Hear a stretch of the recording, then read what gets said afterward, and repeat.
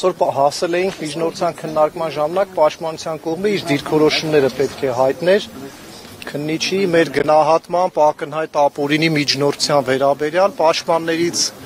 6 պաշտպաններից 3-ը արդեն իրենց դիրքորոշումը հայտնել են, մնաց 3 պաշտպանների դիրքորոշումը, որից հետո նորից կհաջորդեն հարցադրումներ արդեն պաշտպաններին, նախաքննական մարմնի ներկայացուցիչները, իդեպ այսօր նաև դատախազա ներկայացել, որ անկեղծ ասեմ չեմ հիշում դատախազելա ներկայացեմ, մի խոսքով 3 փաստաբաներ եւս իրենց դիրքորոշումը կհայտնեն, որից հետո դատարանը եւ վարույթի հանրային մասնակիցները եթե հարցեր կունենան պաշտպաներին կհնչեցնեն, այնուհետեւ դատարանը կհեռանա առանցին սենյակ որոշում կայացնելու։ Իմ գնահատմամբ երևի թե 1 ժամից 2 ժամ դեռևս կտևի process-ը, իսկ որ առանցին սենյակում դատավորը որքան կմնա, դա արդեն չենք կարող։ Պարոն Հակոբյանը խոսել է։ Ոչ։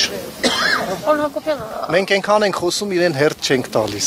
Ավելի քան կարծես 50 քննիչ չէ գործով ներգրաված դատարանում քանի։ Քննչական խումբը բաղկացած է 53 քննիչներից, դատարան ներկայացել են 3 քննիչներ են եղել 3,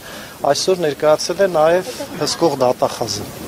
Իրենց դիրքորոշումը ո՞րն է, որ մարդը պետք է մնա կալանքի տակ, ինչ են պնդում, պարոն Հակոբյան։ Դե իրենք պնդում են, որ արկա է հիմնավոր կասկած վերագրվող արարքներում, նաև արկա է բոլոր հիմքեր օրենքով նախատեսված, այն է փախուստի դիմելու հավանականությունը, հանցանք կատարելու հավանականությունը եւ ապացման գործընթացը խոչընդոտել կամերանից իհարկե դրանք որի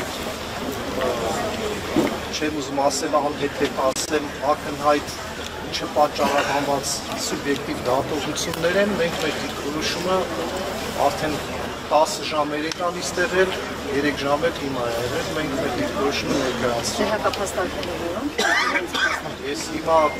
10 քանի ժամվա դատաշանից չեմ կարող ներկայացնել։ Մենք հակապաստանքներն են, որ ծայրից ծայր մեղադրանքը, ծայրից ծայր միջնորդությունը չի համապատասխանում իրականությանը,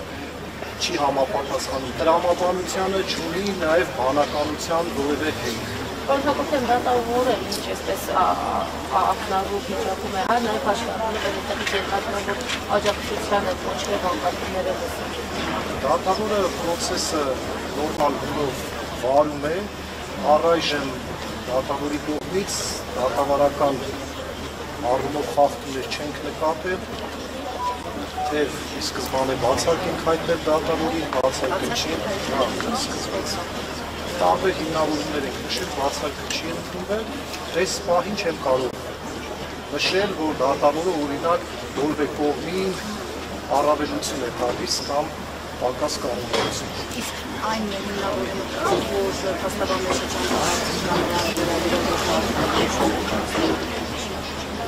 Ես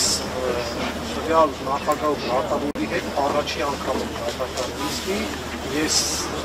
երբ որ իմ սեփական կարծիքը ունենամ, որ կարտահայտեմ։ Իսկ հանրային կարծիքը դուք ավելի լավ գիտեք։